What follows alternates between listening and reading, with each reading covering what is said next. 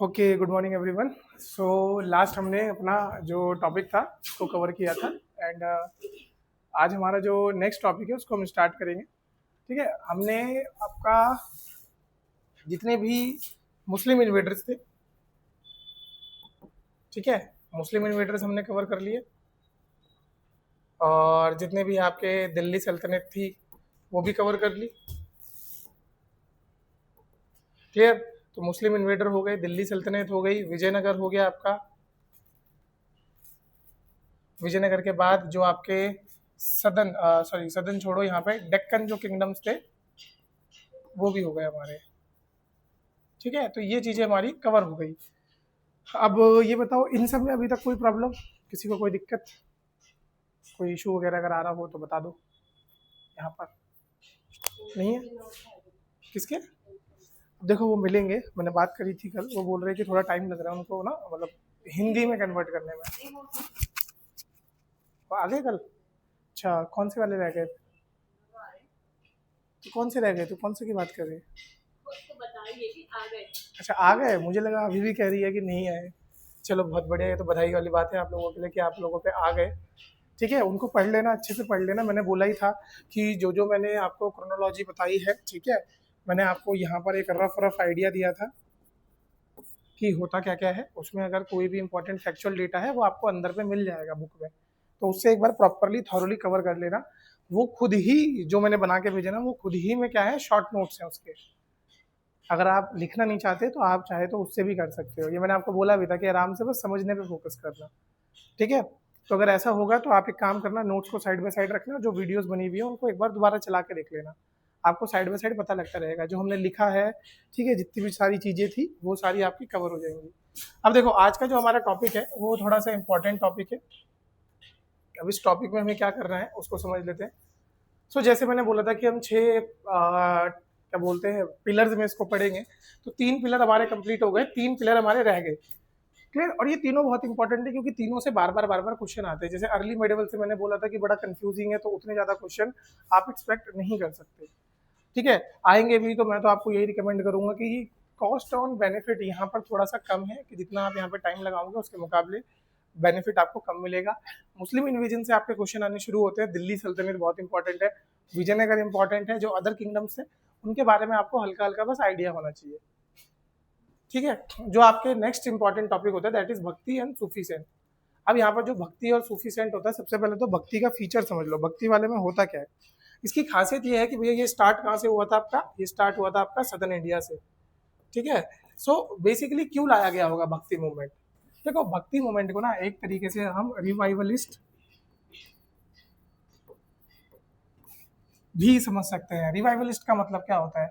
आप देखोगे इससे पहले हमारे इंडिया में इस्लाम आ गया। ठीक है, जो जितने भी इस्लामिक धर्म आए, मतलब जो सॉरी जैसे इस्लाम धर्म आ गया तो उसकी वजह से बहुत सारे राजाओं ने इस्लाम को पैटर्नेज देना स्टार्ट किया। अब हुआ क्या, जो हिंदू किंगडम्स थे तो वो तो खत्म हो ही गए थे, तो हिंदुइज्म को या भक्तिज्म को उतना ज़्यादा पैटर्नेज नहीं मिल रहा था। और लोग क्या थे, थोड़ा सा उनको ये भी पता नहीं लग रहा था कि भैया भक्ति करनी कैसे। और सेम टाइम पे आपका जो हिंदू था उसमें बहुत सारी कुरीतियाँ थी।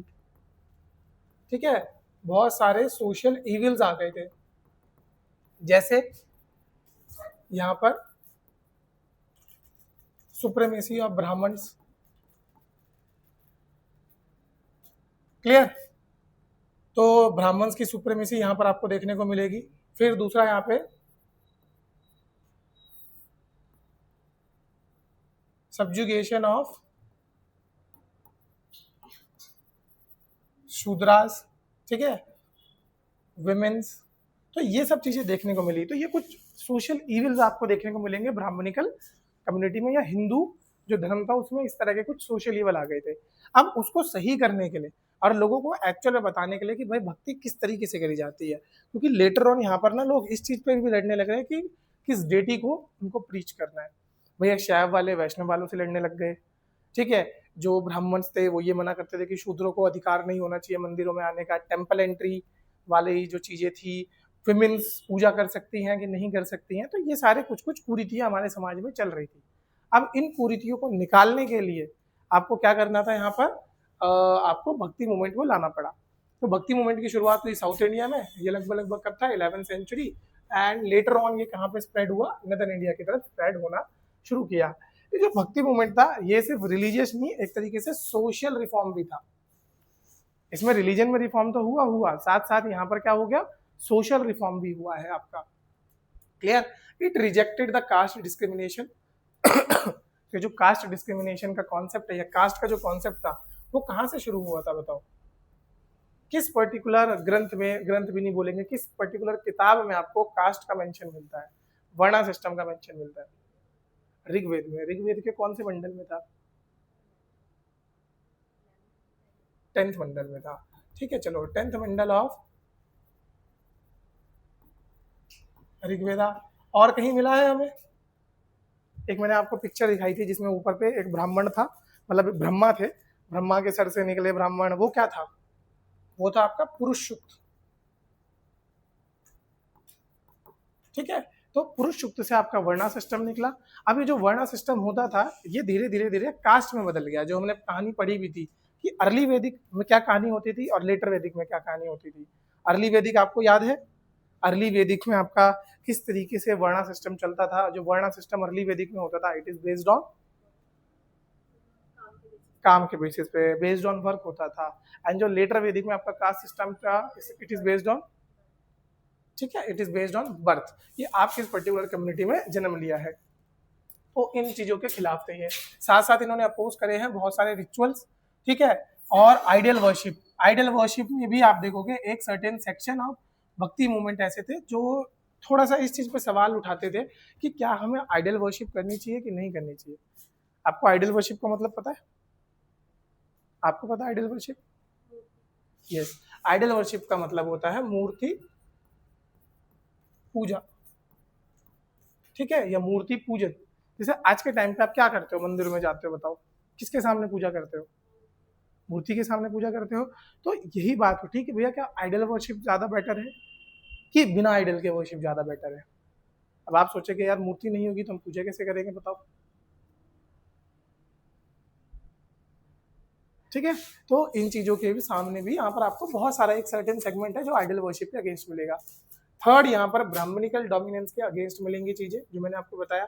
सुप्रीमेसी और जो ब्राह्मण था उसको खत्म करने की यहाँ पर बात करी गई है। तीसरा, इन्होंने मेनली फोकस किस चीज पे किया? भक्ति करने पे। इन्होंने बोला यार बाकी सारी चीजें हटाओ, ये पूजा पाठ हटाओ, ये कर्म कांड हटाओ, आप भक्ति तो कर ही नहीं रहे हो, है ना। आज के टाइम पे मंदिर में जाते हैं पूजा पाठ करने, लोग क्या करने लग जाते हैं? बस घंटी बजाने लगते हैं जोर जोर से, ठीक है, शिवलिंग पे चंदन लगा रहे हैं, जल चढ़ा रहे हैं, दूध घी, मतलब जो होता है ना रुद्राभिषेक, ये क्या हो गए? ये तरीके हो गए, ये रिचुअल्स बहुत ज्यादा करने लग गए, ठीक है। वेयर एज बैठ के आराम से शांत मन से एक बार को याद करना या एक बार को पूजना, वो थोड़ा कम हो गया। लोग रिचुअल्स ज्यादा परफॉर्म करने लग गए, भैया मैंने ये चढ़ा दिया, घी चढ़ा दिया तो अब मेरा काम हो जाएगा। आप बताओ क्या वो भक्ति होती है? या बताओ, अगर ऐसे ही होता तो दान देने, मतलब किस चीज से भगवान खुश होंगे? उन पे दूध चढ़ाने से खुश होंगे भगवान? एक वो आप लोगों ने मूवी देखी होगी ना, OMG, ओ माय गॉड, उसमें नहीं कहते हैं कि यार जितना तुम वेस्ट कर रहे हो उतना किसी गरीब को पिला दो तो शायद भगवान ज्यादा खुश हो जाए। लेकिन लोग फिर भी क्या करते हैं? चढ़ाते हैं। ठीक है, चलो हम उनको भी गलत नहीं बोल रहे, वो उनका एक वे है। बट यहाँ पर वही चीज होने लगी थी कि लोग भक्ति करने से ज्यादा किस चीज पे, कर्म कांडों को परफॉर्म करने में, रिचुअल्स को परफॉर्म करने में, कस्टम्स को परफॉर्म करने में ज्यादा बिलीव करने लग गए कि भैया कथा करानी है, ये सब कराना है, ठीक है, ये सब नहीं कराया तो कोई मानेगा ही नहीं कि भैया हम भक्ति कर रहे हैं। ठीक है, तो focused on devotion towards the personal God. तो यहाँ पर जो फोकस शिफ्ट किया है वो एज अ क्या बोलते हैं, किसी को रिचुअल्स के थ्रू पूजने की जगह is as a one way to God, मतलब गॉड और ह्यूमन का जो रिलेशन है उसको कैसा करा गया, पर्सनलाइज करा गया है कि भैया मेरे भगवान है, मेरी मर्जी में कैसे पूजूं, है ना, द वे आई फील, मैं उनको वैसे पूजूंगा। भाई मेरा मन नहीं है दूध चढ़ाने का, मेरा मन है बस जाके शांति से बैठने का, मैं जल भी नहीं चढ़ा रहा, क्लियर, मैं जाके बस शांति से बैठ गया, 10 मिनट बस मत्था टेका, अपना थोड़ा सा जो अपना होता है बात करी और आ गया, मेरा ये है भैया भक्ति करने का। दूसरा, चलो मैं मंदिर भी नहीं जा रहा। बहुत से लोग होते हैं ना, जैसे इवेंचुअली मेरे पापा भी बोलते हैं कि भैया रोज मंदिर जाया करो, ये जाया करो। अब मैं बोल रहा हूँ कि चलो ठीक है मैं नहीं जा रहा, बट मैं रोज बैठ के या रोज दिन में 1-2 बार नाम तो ले ही लेता हूँ भगवान का, ठीक है, तो वो मेरा तरीका है भगवान से कनेक्ट होने का। ऐसा होता ही नहीं होगा कि भैया पिछले कई सालों से कि दिन में एक बार भी जिस भगवान को मैं प्रीच करता हूँ उनका नाम ना मेरी जुबान पे आया हो, कि पूरा पूरा दिन निकल गया हो नाम ही ना आया हो। ठीक है, चाहे मंदिर जाऊं या ना जाऊं, तो जो व्यक्ति मंदिर जा रहा है क्या वो ही भक्ति कर रहा है? मैं घर पे रह के भक्ति नहीं कर रहा हूँ। तो ये जो पर्सनलाइज वे करना शुरू करा कि भैया आपका जो कनेक्शन होगा गॉड से वो थोड़ा पर्सनलाइज्ड होगा, ठीक है, आप अपने हिसाब से अपने गॉड को प्रीच कर सकते हो, आपकी मर्जी आप जैसे प्रीच करो, इसे ही बोला गया है भक्ति मूवमेंट, और यही सारी चीजें यहाँ पे प्रमोट करी गई है। अब बहुत सारे में भक्ति सेंट्स के बारे में पढ़ना पड़ेगा, ठीक है, जिन्होंने भक्तिज्म को लोकल लैंग्वेज में प्रमोट किया ताकि नॉर्मल लोग जो कॉमन पीपल है वो भी इससे जुड़ सके। इससे पहले होता क्या था कि जो भक्ति करी जाती थी वो संस्कृताइजेशन के फॉर्म में ज्यादा करी जाती थी। क्लियर, इसको हम बोल सकते हैं संस्कृताइजेशन और भक्ति।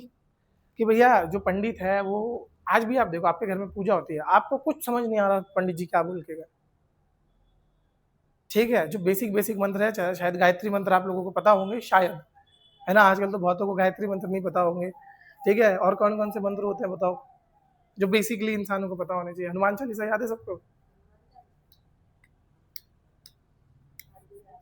आधी याद है, कहाँ तक याद है?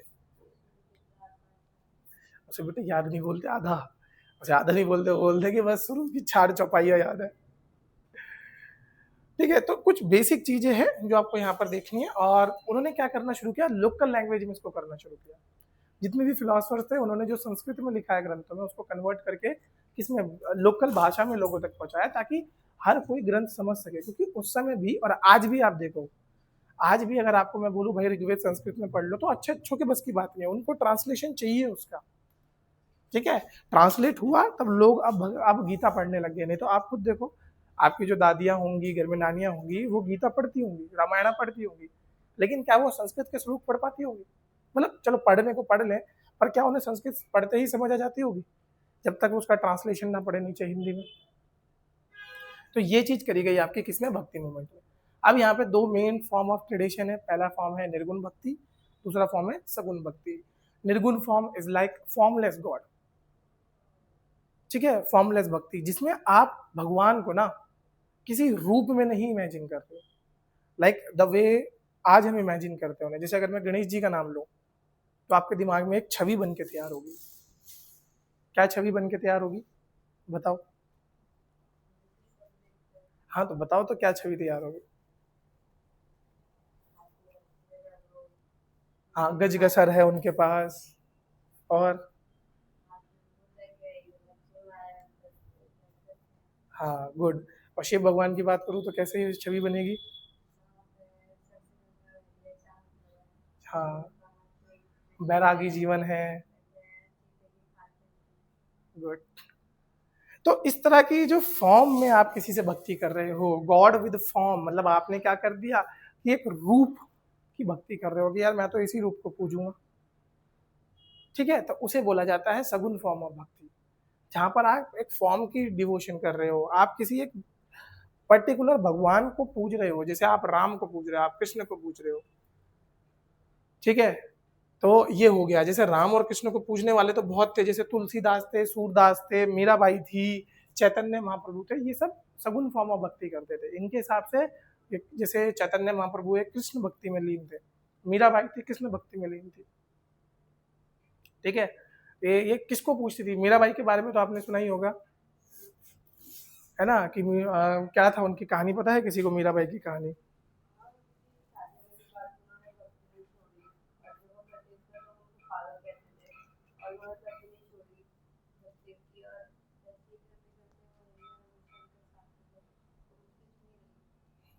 ठीक है, तो उन्होंने एक पर्टिकुलर फॉर्म को पकड़ के करा। और दूसरे थे निर्गुण भक्ति वाले, फॉर्मलेस गॉड, जिनके हिसाब से गॉड का कोई पर्टिकुलर रूप नहीं था, ठीक है। उनके हिसाब से God is omni present. Omni present का मतलब होता है हर जगह हर कण में भगवान है, ठीक है, आप जहाँ बैठे हो वहाँ भगवान है। तो आपको मंदिर जाने की जरूरत नहीं है, आपको किसी पर्टिकुलर मूर्ति को पूजने की जरूरत नहीं है, आप कहीं भी पूज सकते हो भगवान को। It is just you and your God, मतलब एक क्या है, डायरेक्ट कनेक्शन है। अब जब आप आंख बंद करके भगवान को सोचोगे तो आपको कोई रूप नहीं दिखेगा उनका, आपको एक एनर्जी फील होगी, बस ये बोला जाता है निर्गुण फॉर्म ऑफ भक्ति में। ठीक है, निर्गुण फॉर्म ऑफ भक्ति के बहुत से सेंट रहे हैं आपके, जैसे सबसे इंपॉर्टेंट है कबीर, गुरु नानक, ठीक है, दादू दयाल, नामदेव। कबीर के बारे में तो आप लोगों ने सुना ही होगा। कबीर की बहुत सारी क्या है लिखी हुई पंक्तियां हैं, है ना। जैसे दो तीन तो आपको याद भी होनी चाहिए, कभी कबीर का जिक्र हो तो दो तीन अच्छी अच्छी याद करके जाना। लाइक आती है आप लोगों को कबीर की कोई पंक्तियां?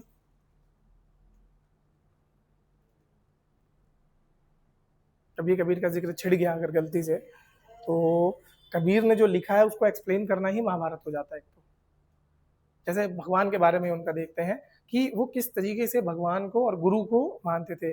कि एक उनकी पंक्ति है कि गुरु गोविंद दोहे खड़े, काकू लागो पाए, बलियारी गुरु आपने गोविंद दियो बताए। तो इसका सारांश क्या है बताओ? ये वाली नहीं पढ़ी तो कौन सी पढ़ी अब? हाँ बताओ संस्कृत में तो लिखी ही नहीं बेटा उन्होंने, अपरम भाषा में लिखी है, मतलब ये हिंदी से पुराने, जो हिंदी से जस्ट पहले। हाँ बता, तू बता, मैं उसका वो बताता हूँ, पंक्तियां बताता हूँ उसकी प्रॉपर। ओठी पढ़ पढ़ जग मोया, पंडित भयो न कोई, यही।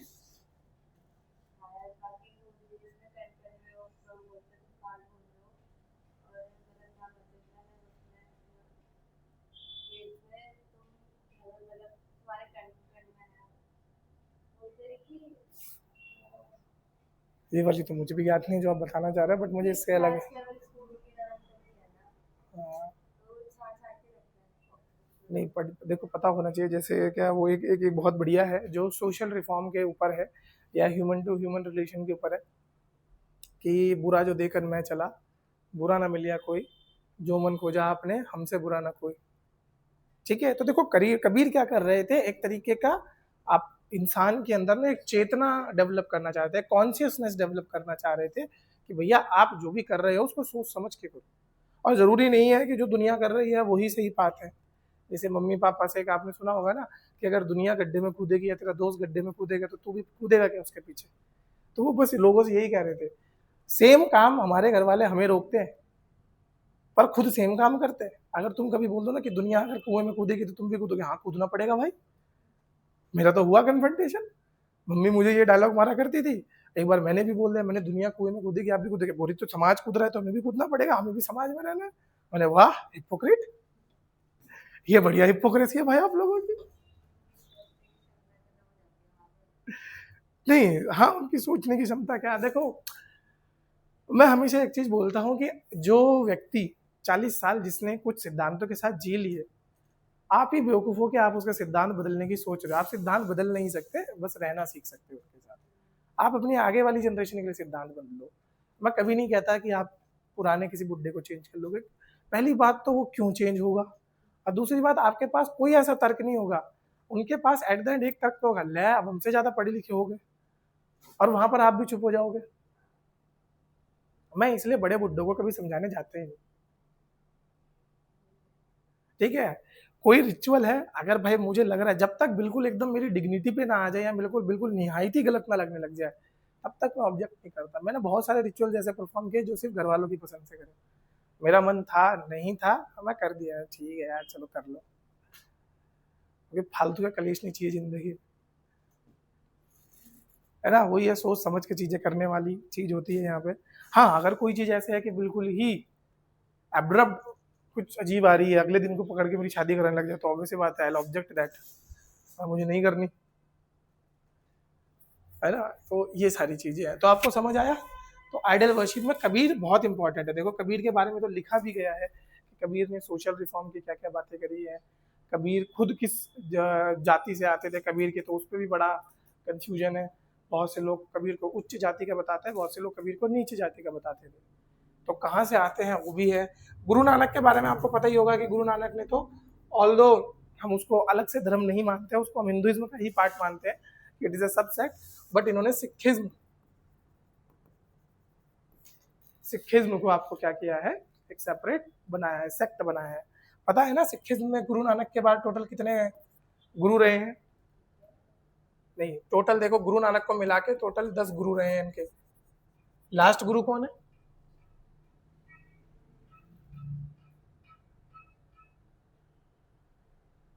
गुरु गोविंद सिंह सुना है?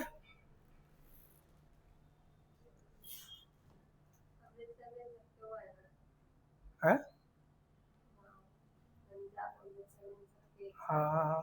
ठीक है, इनकी भी देखो अब, जितने भी भक्ति सेंट है इनका एक फॉर्म देखना, इनका एक वे ऑफ टीचिंग देखना। इन्होंने कभी भी टीचिंग को ना जैसे संस्कृत होता था वैसे नहीं करा, या श्लोक बना के नहीं करे। इन्होंने उनको पंक्तियों में, जैसे पूरी की पूरी जो गुरुमुखी लिखी गई है, ठीक है, वो सॉन्ग्स के तरीके में लिखी गई है, हाइम्स के तरीके में लिखी गई है, मतलब एक तरीके से कविता की तरह लिखी गई है।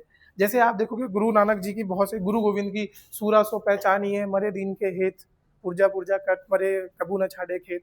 तो इस तरह से पंक्तियां हैं जो लोगों को रिफॉर्म करती थी।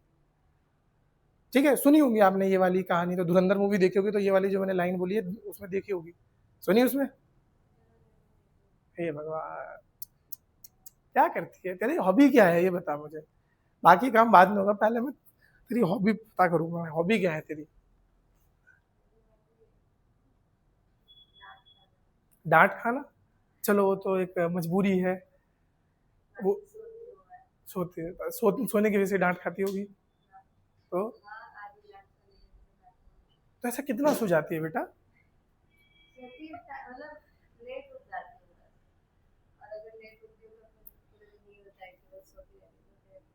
तो बच्ची है तो अभी तो सोना भी बनता है तुम्हारा, बढ़ते बच्चे को तो सोते हैं। अच्छा घर में बड़ी है, अच्छा तो सेकंड नंबर पे आती है, अच्छा मिडिल चाइल्ड है तू, तेरे से छोटी भी है कोई? छोटे भाई है, मिडिल चाइल्ड है। अरे मिडिल चाइल्ड तो बेटा इग्नोर होते हैं, तेरे को कैसे डांट पड़ रही है? मतलब मिडिल चाइल्ड यूजुअली एक सिंड्रोम से ग्रसित होते हैं, मिडिल चाइल्ड सिंड्रोम, जिसमें they feel alienated in their home, कि सारी रिस्पॉन्सिबिलिटी बड़े को मिल गई, सारा प्यार छोटे को मिल गया, मेरा क्या। 90% ऑफ जो मिडिल चाइल्ड होते हैं वो इस सिंड्रोम से ग्रसित होते हैं इंडिया में। आप जरा सर्च मार के देखना, कभी गूगल करना मिडिल चाइल्ड सिंड्रोम। तुम्हारे घर में नहीं होता ऐसा?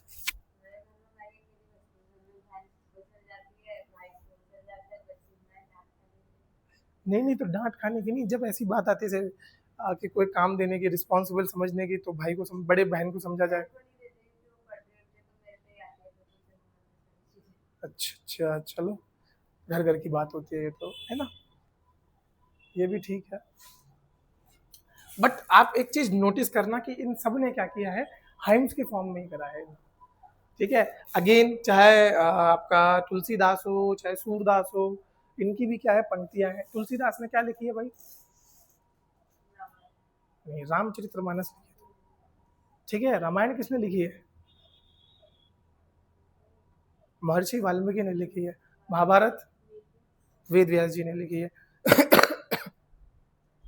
सो आपको ये सारी चीजें पता होनी चाहिए। अगेन जो जो मैं पंक्तियां बोले जा रहा हूँ मैं इसलिए बता रहा हूँ क्योंकि इन पंक्तियों से आप अंदाजा लगा सकते हो। ठीक है, ये चीज सिर्फ यहाँ काम नहीं आती, ये प्री के पर्पज से अगर आप पढ़ोगे तो सिर्फ जितना लिखा है उतना काम का है।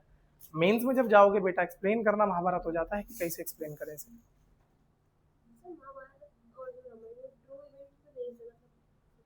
देखो एज अ हिंदू मैं बिलीव करता हूँ कि हाँ, अगर एज अ मैं थर्ड पर्सन देखूँ, मैं उसको अगर टाइमलाइन में अगर डालना भी चाहूँ तो टाइमलाइन में उतने अच्छे से फिक्स होगी नहीं। ऑल दो जैसे महाभारत है उसके बहुत सारे नाम हमें देखने को मिले हैं, लाइक कुरु एक ट्राइब हुआ करती थी, पांचाल एक ट्राइब हुआ करती थी, ठीक है, भारता उन्होंने मिलकर ट्राइब बनी, फिर उनके बीच में से पांडव और कौरवास निकले, ये हिस्ट्री में भी मैंने आपको जैसे बताया था। But the way Mahabharata was written, ठीक है, 18 दिन का युद्ध, इतना भीषण, वो सब नहीं मिलता हमें, मतलब उसके एविडेंस नहीं मिलते। एग्जैक्टली राम के जो थे, अब ये भी नहीं पता कि राम जी कब आए थे, मतलब डेट हमें पता है, as a Hindu believer I believe कि भैया ठीक है, हिस्ट्री में उसको फिक्स कर पाना। अब अगेन जैसे वो बोलते हैं कि राम जी कुछ करोड़ों साल, मतलब कुछ साल पहले थे, तो उसके साक्ष्य आज तक क्यों नहीं मिले? मतलब अगर कंपेयर करा जाए तो वो लगभग लगभग पेलियोलिथिक टाइम में पहुंचेंगे क्या? ठीक है, तो वो चीज़ें थोड़ी सी हमको देखनी है कि कहाँ पर वो टाइमलाइन मैच करेगी। हाँ, मैं ऑल दो यही बोलूँगा कि देखो, मेरे से वैसे पूछा जाए तो मैं बिल्कुल बोलता कि भैया दीज आर रियल थिंग्स, है ना। मैंने आपको बताया भी था कि चलो अगर इनको माइथोलॉजिकल भी मालूम है तो माइथोलॉजिकल में ये इस तरीके से होगी कि ये हमें कुछ सिखाने के लिए बनाई गई है। अगर उसमें थोड़ा सा ग्लोरिफिकेशन किया भी गया है कि चलो मान लेते हैं राम नाम के एक राजा होते थे, वो बहुत मतलब सज्जन थे, तो वो जो चीज़ें दिखाई गई है ना कि ऐसे ऐसे तीर होते थे, ये होता था, वो सब हटा दे। युद्ध हुआ होगा, ठीक है, थोड़ा बहुत युद्ध हुआ होगा, तो बाकी चीज़ें तो है देखो, है ना। अब राम सेतु वगैरह के ऊपर तो कोई सवाल वैसे भी नहीं उठाएगा। क्लियर। तो बस इतना आपको ध्यान रखना है। एग्जाम में मेंस का अगर आप सोचोगे तो मेंस में तो बेटा थोड़ा लफड़ा है। अगर वो बोलेंगे कि भैया कबीर ने किस तरीके से सोशल रिफॉर्म करने की कोशिश की, तो आपको कबीर के दोहे याद होने चाहिए उस पॉइंट में। तुलसीदास ने क्या किया, या सगुण फॉर्म और निर्गुण फॉर्म ऑफ भक्ति में क्या डिफरेंस है, ठीक है। तो फीचर्स तो आप लिख लोगे, लेकिन उसको जब एक्सप्लेन करने के बाद एनालिसिस सोसाइटी में जब जे जाएंगे तब, ठीक है। तो प्रोमिनेंट आपके भक्ति सेंट कौन है? शुरुआत हुई थी आपकी 18वीं सेंचुरी से। 18वीं सेंचुरी में आपके कौन थे? आदि शंकराचार्य थे। इनकी जो फिलॉसफी है इसको बोला जाता है वेदांता फिलॉसफी, ठीक है। और किसके प्रोपोनेंट थे? अद्वैत वेदांता की, नॉन ड्यूलिज्म, ठीक है। तो इनके हिसाब से, जैसे हमारे इंडिया में आप लोगों ने सुना होगा ना कि एक कॉन्सेप्ट चलता है, एक होती है आत्मा, आत्मा मीन सोल हम लोग, एक होता है परमात्मा, that mean God.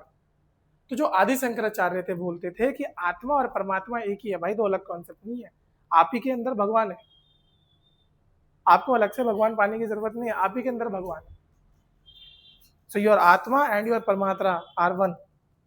So this is known as your non dualism. फिर इन्होंने एक समर्था कल्ट था, उसको बनाने की शुरुआत करी थी। अब इसमें करना क्या कि जैसे ये नाम लिखे हैं तो जितना थोड़ा थोड़ा लिखा जा रहा है लिखो, एक्स्ट्रा कुछ पॉइंट है वो मैं साथ साथ लिखवाता चलता हूँ। क्लियर। सो इन्होंने समर्था कल्ट बनाया था जिससे हिंदुइज्म को इन्होंने सपोर्ट किया। अब हुआ क्या, इन्होंने यहाँ पे 4 मठ स्टैब्लिश किए। 4 मठों के बारे में आपको पता होना चाहिए, ठीक है। तो एक एक करके देख लो। इसमें नॉर्थ में, जिन्हें आज के टाइम पे हम क्या बोलते हैं, 4 धाम भी बोल सकते हैं आप एक तरीके से। नॉर्थ में आपका आता है ज्योतिर्मठ,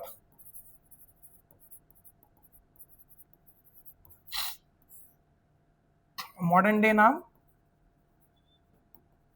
बद्रीनाथ, ठीक है। अच्छा पहले ये बताओ, जो आदि शंकराचार्य थे कौन से भगवान को प्रीच करते थे? यस, विष्णु, ठीक है, विष्णु भगवान को पूजा करते थे। तो नॉर्थ में इन्होंने बताया ज्योतिर्मठ, साउथ में इन्होंने बैठाया शारदा मठ, और ये कहाँ था?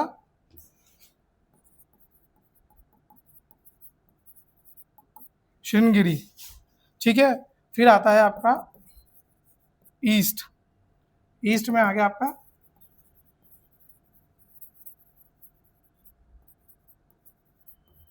गोवर्धन मठ, इसे बोला जाता है जगन्नाथ पुरी।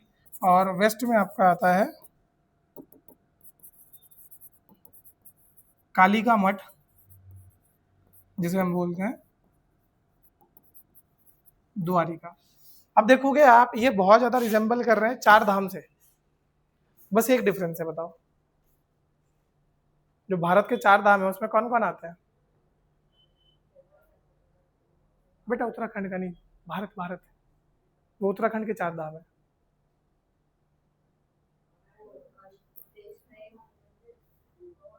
क्या? आंध्र प्रदेश? आंध्र प्रदेश का एक है, आंध्र प्रदेश नहीं बेटा, उड़ीसा का है। सर्च मार लो, गूगल कर लो, इफ यू वांट गूगल कर सकते हो आप, मैंने ऐसे कब रोका है आपको?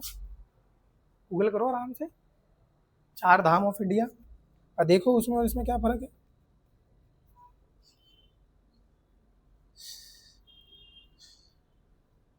हमारे टाइम पे ना, एक टाइम पे कोचिंग पे हम लोग, जैसे कबीर की बात आई ना, तो उस समय कबीर के दोहे बड़े फेमस हुए हमारे टाइम पे।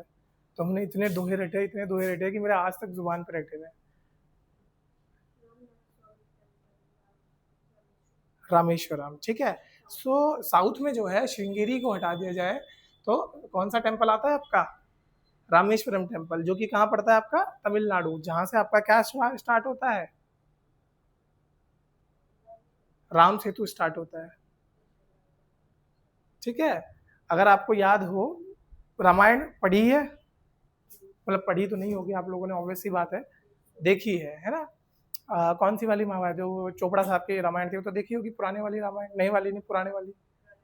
हाँ, तो उसमें आप अगर देखोगे तो जब राम भगवान को कहाँ जाना था, लंका जाना था, तो बीच में समुद्र पड़ रहा था, तो उन्होंने समुद्र से राह मांगी, पर उससे पहले पूजा करनी स्टार्ट करी उन्होंने।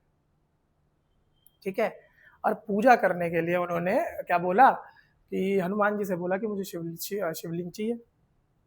तो फिर हनुमान जी लेने गए, हनुमान जी एक सोने का शिवलिंग लाए, कि पता नहीं कहाँ से एक शिवलिंग लेके आए, पर जब तक हनुमान जी आते तब तक बहुत लेट हो गई थी। तो राम जी ने वहां पर एक मिट्टी का शिवलिंग बनाया, मतलब अपने हाथों से शिवलिंग बनाया। तो जो राम के हाथ से बना वो रामेश्वरम, और जो कौन लेके आए, हनुमान जी लेके आए, उसको भी स्थापित किया गया, वो बना ज्ञानेश्वरम। तो आसपास ही है रामेश्वरम और ज्ञानेश्वरम। ठीक है, तो आप देखोगे कि वहां से अब चार धाम जो बने आपके, कौन कौन से हो गए आज के टाइम पे, मॉडर्न भी चार धाम जो हम बोलते हैं, कौन कौन से हो गए, ऊपर बद्रीनाथ, ठीक है, सबसे नीचे पे रामेश्वरम, वेस्ट की साइड पे आपका द्वारका, और ईस्ट की साइड पे आपका जगन्नाथपुरी। ये चारों के चारों सेंटर किसके हैं, विष्णु भगवान के हैं। ठीक है, आदि शंकराचार्य ने इनमें से तीन बसाए हैं, चौथा क्या था, श्रृंगेरी, जो किया शारदा मठ। क्लियर, तो आदि शंकराचार्य के बारे में तो यही है। ठीक है, आदि शंकराचार्य ने 8th सेंचुरी में किया, उसके बाद एक पूरा का पूरा क्या है, गैप आया है, देन फिर आया आपके कौन से, रामानुजाचार्य। ठीक है, रामानुजाचार्य, ये आए 11th सेंचुरी में, ये अगेन विष्णु को वर्शिप करते थे। इन्होंने श्री वैष्णविज्म को फॉलो किया। इन्होंने भी, देखो यहाँ पर ये किसकी बात करते थे, अद्वैत की बात करते थे, अद्वैत फिलॉसफी मतलब God and soul are one. ठीक है, आत्मा और परमात्मा दोनों एक है, अद्वैत मतलब दो नहीं है, नॉन डुअलिज्म, दो अलग अलग कॉन्सेप्ट नहीं है।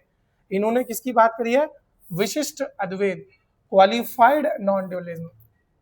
ठीक है, इन्होंने क्या बोला, God and soul are related but not the same.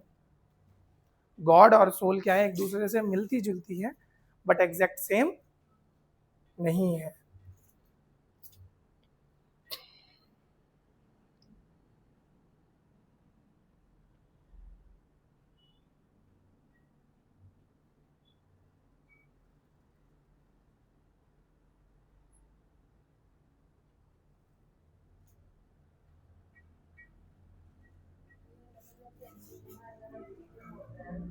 है नहीं, अलग काम हो रहे, सेम ही बोल रहे हैं। हाँ, मतलब इसको लेके, ड्यूलिज्म को लेके अलग अलग बोल रहे हैं, यस।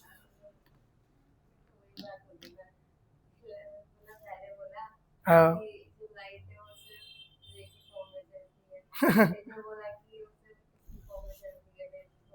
फिर बोलता दोनों दोनों चलती है, ड्यूल नेचर ऑफ लाइट।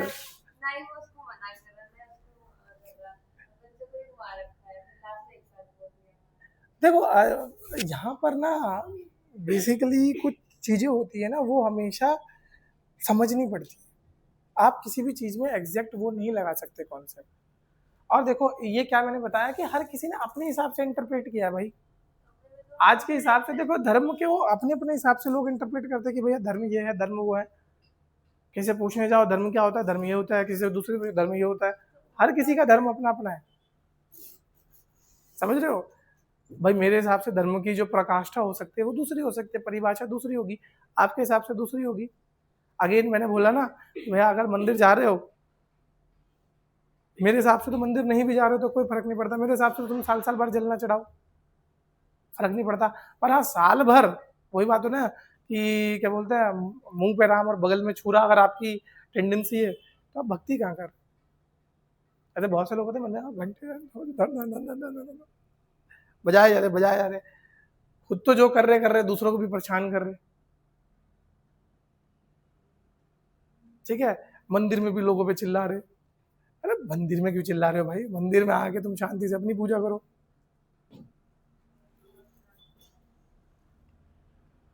दूसरों को सलाह दे रही है, ऐसे नहीं ऐसे करो, ऐसे नहीं ऐसे करो, तब जाके भगवान खुश होते हैं। मैंने आपको बड़ा पता है भगवान खुश होते हैं, मैंने मिल के आए हो क्या, जब जल्दी है मिलने के लिए तो चले जाओ फिर।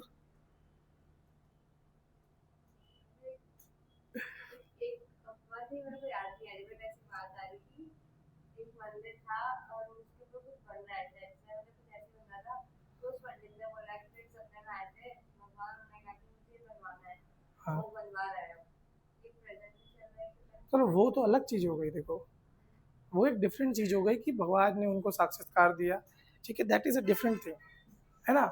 अब उनको सपने में लगा वो बनवा रहा है तो वो तो ठीक चीज़ है, उसमें क्या गलत है। बट मैं ये कह रहा हूँ कि वो जो भक्ति करने का तरीका है, मैं ये भी नहीं कह रहा कि वो गलत करे, क्या पता वो सही कर रहे हो हम गलत कर रहे हो, क्या पता मूर्ति पूजने से ही भगवान मिलते हो, वो तो बाद में ही पता लगेगा, है ना।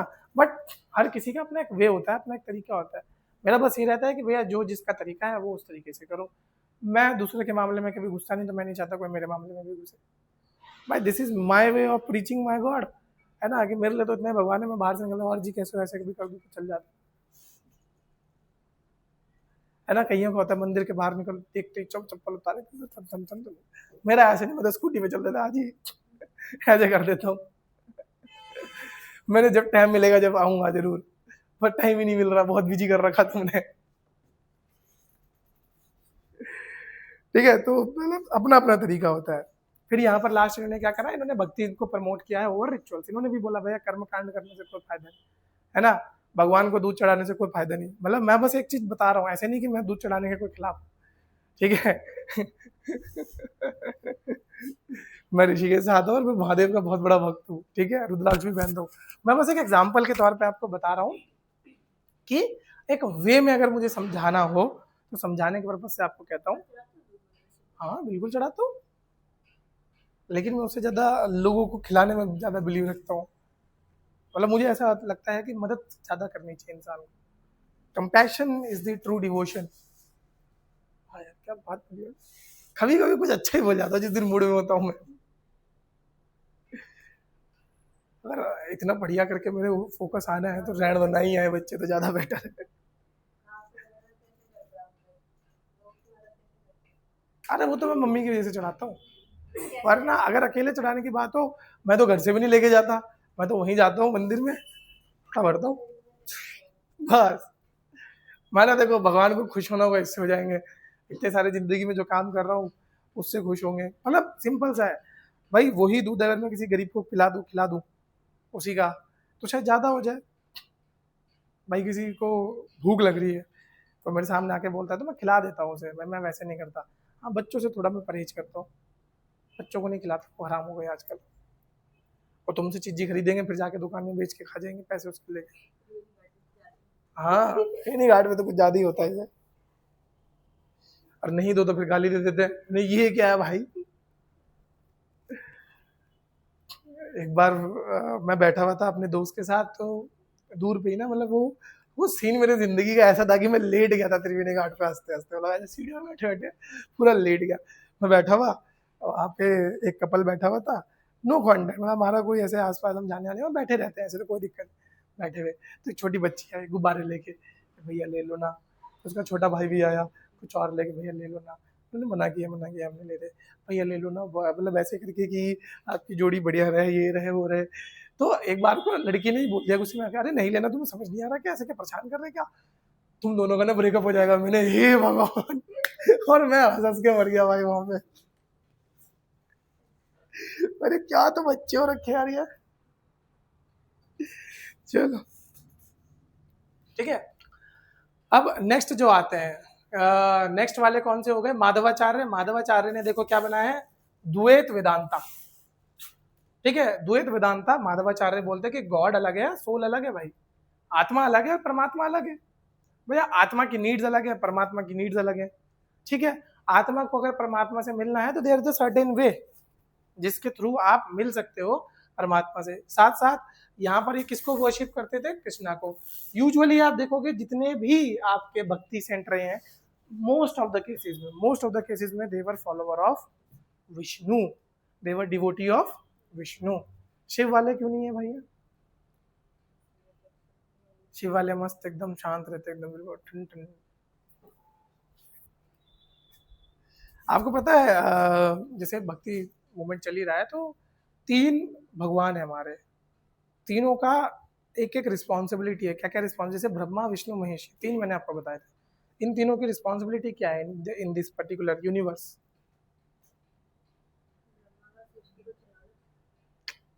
ब्रह्मा द क्रिएटर, सृष्टि बनाना, सृष्टि को चलाना विष्णु, और तबाही लाना the destroyer is the Shiva. तभी तो आप एक एक श्लोक सुनोगे जो शिव भगवान का थोड़ा ज्यादा क्लोज माना जाता है। अंत अस्ति प्रारंभ, क्यों बोला जाता है? This is a circle of life. ठीक है, कोई भी चीज खत्म होगी तभी कोई चीज नई शुरू होगी।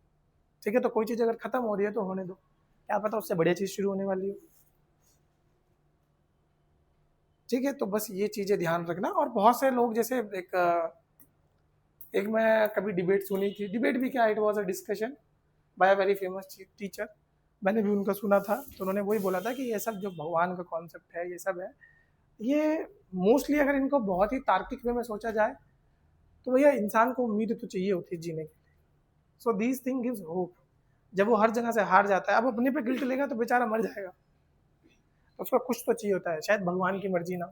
आप अगर कुछ बहुत मेहनत करने के बाद भी ना पा पाए हो तो आप क्या बोलते हैं? शायद भगवान की यही मर्जी रही।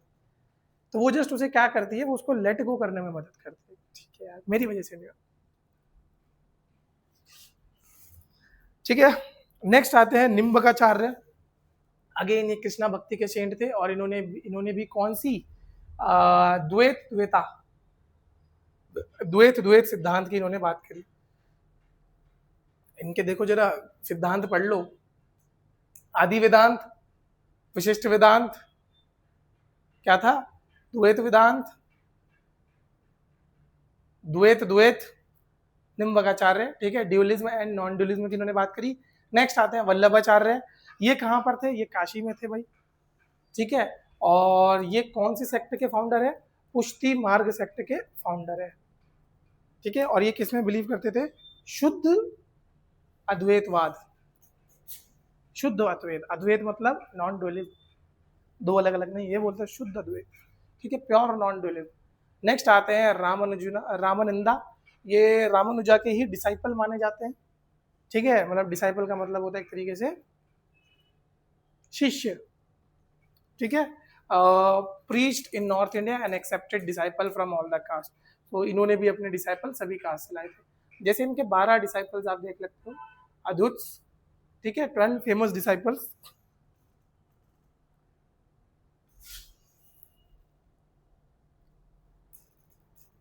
एक सेकंड, कहाँ गए इनका? और भी तो थे।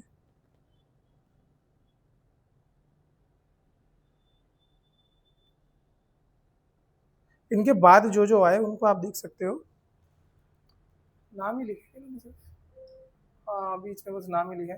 तो ये सब कुछ लोग हैं जिनके बारे में भी हम देखेंगे। कबीर हो गया, रायदास जिनको रविदास भी पीपा पीपा जी बोलते थे, सेना धना साधना, हरिहारी। ठीक है, भावनंदा, रायदास, सूर सुरवेश्वर, पद्मावती और तुलसीदास, इनके बारे में थोड़ा थोड़ा समझ लो। जैसे कबीर थे, he was a viewer.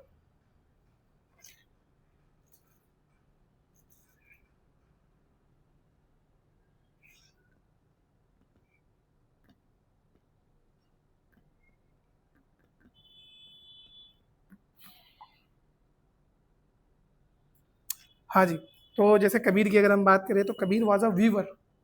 Weaver मतलब बुनाई करने वाले, जूल्हा जिन्हें बोला जाता है। ठीक है, उन्होंने प्रमोट किया था किसको? निर्गुण भक्ति को। चलो सीधा कबीर पे ही चलते हैं। ठीक है, ही प्रमोटेड दी निर्गुणा भक्ति। तो निर्गुणा भक्ति की आप यहाँ पे बात करोगे, अरे यार रविदास के बारे में नहीं लिखा क्या मैंने?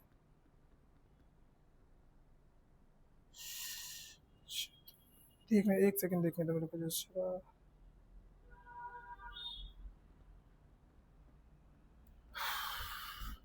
ठीक है, इन्होंने किस चीज को प्रमोट करा? निर्गुण भक्ति को एंड हिंदू मुस्लिम यूनिटी को इन्होंने प्रमोट किया है। तो निर्गुणा सेंट थे। निर्गुण वाले आप समझ जाओ कि जिन्होंने कोई रूप माना ही नहीं। ये बोलते थे कि भगवान का कोई रूप नहीं होता, भगवान के कोई 2 हाथ 4 पैर नहीं होते। ठीक है, भगवान is just a cosmic energy. अगर मैं बहुत सरल बातों में बोलूँ कि भगवान क्या है? एक रूप है, मतलब एक एनर्जी का फॉर्म है, रूप भी नहीं है, सॉरी, फॉर्म है। ठीक है, एनर्जी का स्रोत है एक तरीके से। तो आप जब यूनिवर्स को देख के, आप आसमान में देख के अगर भक्ति भी करो ना, तो वो भी भक्ति चल जाए। आपने देखा होगा ना, जब बहुत ज्यादा फ्रस्ट्रेट होंगे आप कहाँ पहले मंदिर देखते हो कि पहले ऊपर देखते हो? मतलब मेरे साथ तो ऐसा है कि कुछ भी होता है मैं सीधा ऊपर, भाई क्या चाह रहा है भाई। और ये स्पेशलिटी 2-3 जगह के लोगों को ही मिली है। जो इतना क्लोजली मान के चल सकते हैं कि भगवान बिल्कुल बगल में बैठे हैं। एक बनारस वाले, काशी वाले, ठीक है, और एक ऋषिकेश वाले जिनको कोर एक्सपर्टीज हासिल है इन मामलों में, क्योंकि हमारे वहां से बिल्कुल एकदम वो शुरू हो जाता है, स्पिरिचुअलिटी की बात शुरू हो जाती है, ठीक है। ऑल तो बहुत से लोग नहीं भी करते, ना करें। आजकल वो क्या बोलते हैं, new age generation Gen Z आ गए हैं, ऑल मैं भी हूँ, है ना, but usually preferred not to be part of Gen Z. अगर ऐसा कोई फॉर्म है जिसमें जेन जी से हटा जाए तो बता देना भाई, मैं सबसे पहले भरूंगा। जो हमारी जनरेशन है ना, जो 97 से शुरू हुई है और 99 तक वाले हैं, जैसे मैं 99 वाला हूँ, ये बेचारे परेशान है कि मैं जेन जी क्यों बोला जा रहा है। मार पिटाई हमारी मिलेनियन वाली लगी है, दिमाग हमारा मिलेनियन वाला है, फिर भी कंसिडर जेनजीज में। देखा है आपने क्या फर्क होता है जेनजीज में और आप लोगों में?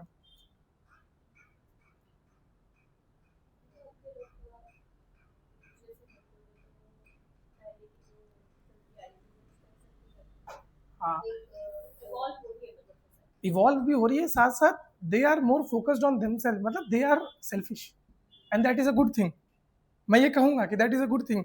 हमें बचपन से सिखाया गया कि अपना 2 सेकंड के लिए कम करवा लो, लेकिन सामने वाले का 1 रुपया भी कम ना करो। मतलब समझ रहे हो कि अपना नुकसान करवा लो, सामने वाले का नुकसान ना करो, क्योंकि हमें बिलीव है कि कोई देख रहा है, ठीक है। तुम्हारा क्या है कि क्यों करूँ मैं अपना नुकसान, वाई? सीधा है भाई, हर चीज़ पे सवाल उठा है। तुम लोग अगर बोल देना बस करने को कर दो, क्यों करें, वाई? और वो बहुत अच्छी चीज़ लगती है मुझे, क्योंकि हमारी जनरेशन को वो मौका नहीं मिला कभी, मतलब हम हर चीज़ पे सवाल उठाएं। ऑल्दो मैंने करे हैं, पिटा हूँ, बट अब जाके मुझे लगता है कि ठीक है, कुछ कुछ सवालों के जवाब ना भी मिले ना, तो बहुत सवालों के पीछे दौड़ दौड़ के परेशान हुआ हूँ मैं कि क्यों क्यों क्यों, मुझे पता लगे पता लगे। बाद में पता लगता है कि जवाब इम्पोर्टेंट नहीं था, जो हो गया वो इम्पोर्टेंट था। आपको जवाब मिल भी जाएगा तो भी संतुष्टि नहीं मिलेगी, ठीक है। जेनजी ज़्यादा फोकस होते हैं मेंटल हेल्थ, अपनी मेंटल हेल्थ। हम लोगों को पता नहीं मेंटल हेल्थ जैसी कोई चीज़ भी होती है, हमारे लिए तो परेशानी होती है कि परेशान है, ठीक हो जाएगी, परेशानी जाएगी तो हम भी ठीक हो जाएंगे। देखा, मोबाइल बात सुनते, अभी हम राम भगवान की बात करें ना, मेरे को सजेस्ट किया पिंटरेस्ट पे।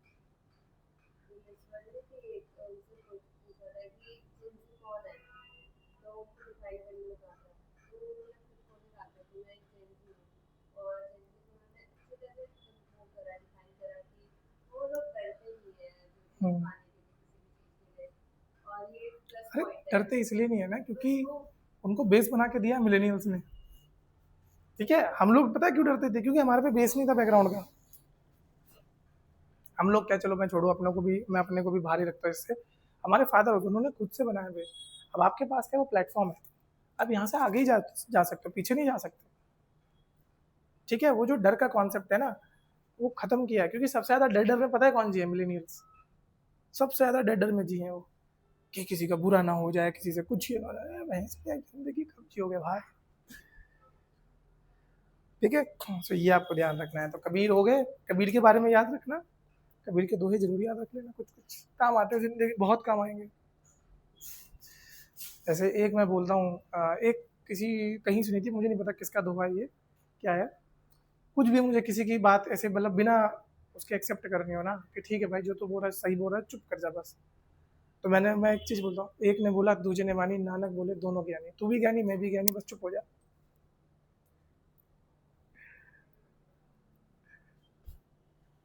ठीक है। सो ये आपको ध्यान रखना है। फिर आप यहाँ पर पढ़ोगे किसके बारे में, रविदास के बारे में। टाइम कितना हो गया है?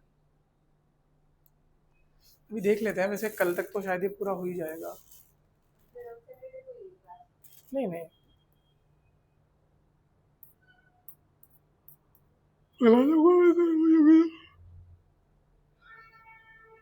वैसे भी ये इस मंथ के एंड तक आपका पूरा मेडिवल खत्म हो जाएगा भाई।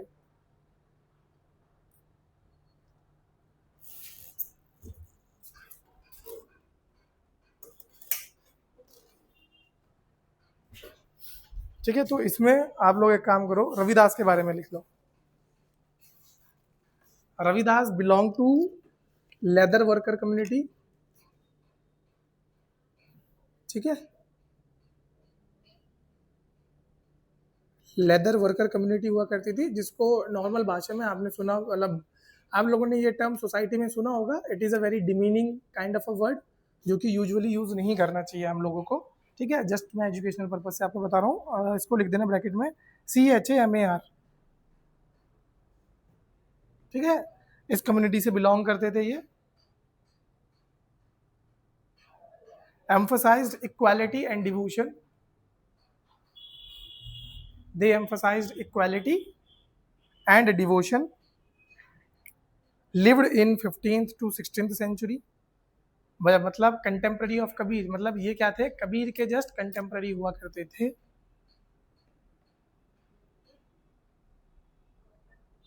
लिव्ड 15th सेंचुरी से 16th century, contemporary of Kabir, contemporary of Kabir, belong to Varanasi, believed in निर्गुण भक्ति। ये भी किसकी तरह निर्गुण भक्ति वाले थे, कबीर की तरह निर्गुण भक्ति वाले थे। Rejected caste system and social discrimination.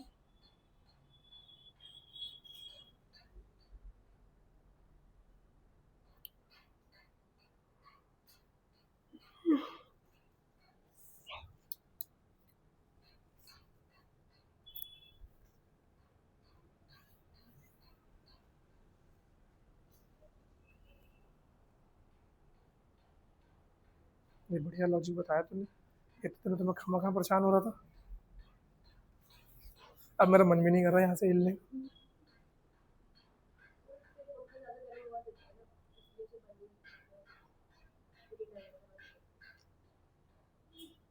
But it is very harmful for me, मतलब बहुत खतरनाक होता है ये।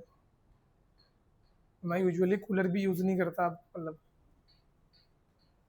क्योंकि मेरे को पता है मैंने यूज़ किया ना तो फ्रिक्वेंट यूज़र तो बनूंगा नहीं, और फिर मेरे को आदत पड़ जाती है और फिर मेरी तबीयत खराब हो जाती है, करता ही नहीं। मैंने पिछली बार की पूरी गर्मियाँ पंखे, मतलब एक अब मेरे कमरे का जो फ़ैन था बस उसके भरोसे निकाली। ऋषिकेश की तो तुम्हें पता ही होगा कितनी घुटन वाली गर्मी होती है। मतलब मुझे उसके मुकाबले देहरादून ज़्यादा सही लगता है ना।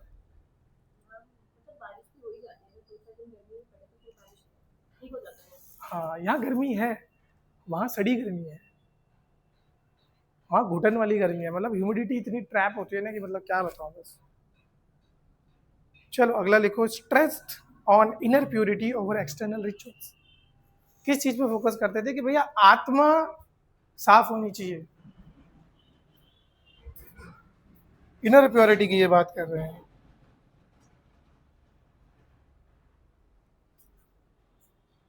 Stressed on inner purity over rituals, promoted universal brotherhood and human dignity.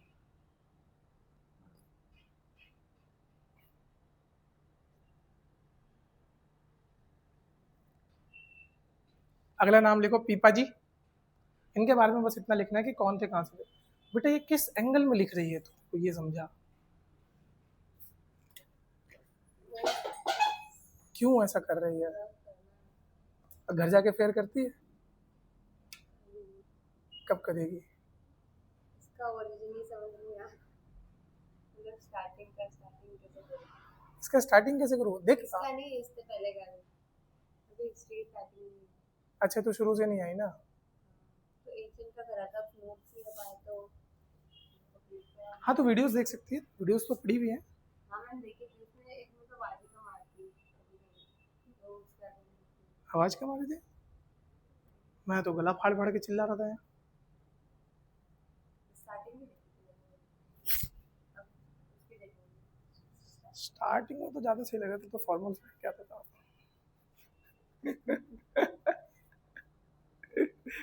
चलो लिखो पीपा जी। पीपा जी जो नेक्स्ट अपने वहां लिखे थे ना 12 डिसाइपल्स, उनमें से एक है।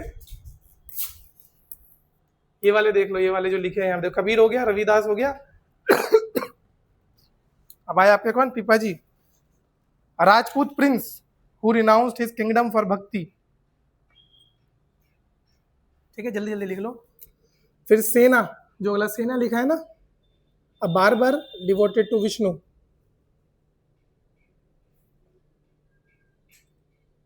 अ बार्बर डिवोटेड टू विष्णु, ठीक है। सेना जो है बार्बर थे, धना जो है धना, धना,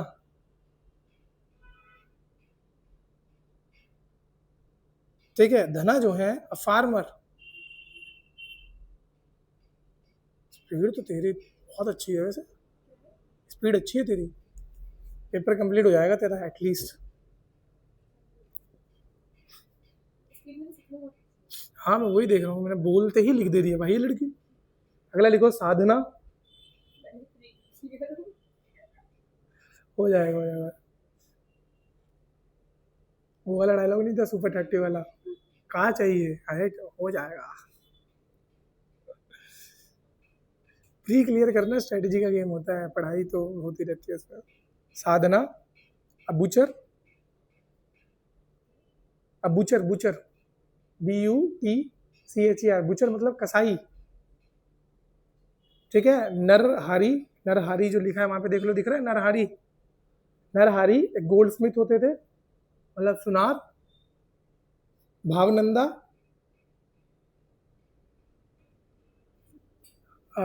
इनके बारे में कुछ नहीं लिखना, लिखना लिख दो स्ट्रॉन्ग एडवोकेट ऑफ भक्ति टीचिंग, स्ट्रॉन्ग एडवोकेट ऑफ भक्ति टीचिंग,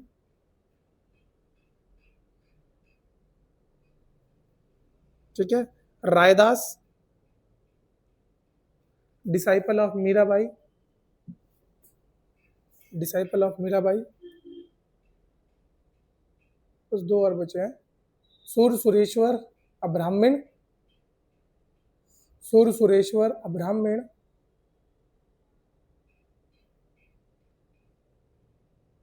ठीक है। ब्राह्मण का आके लिखो who abandon caste superiority, who abandon caste superiority.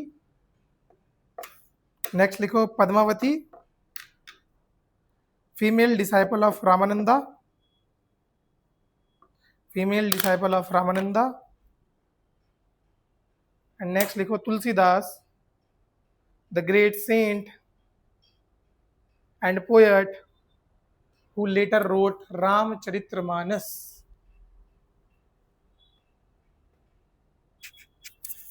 ठीक है जी।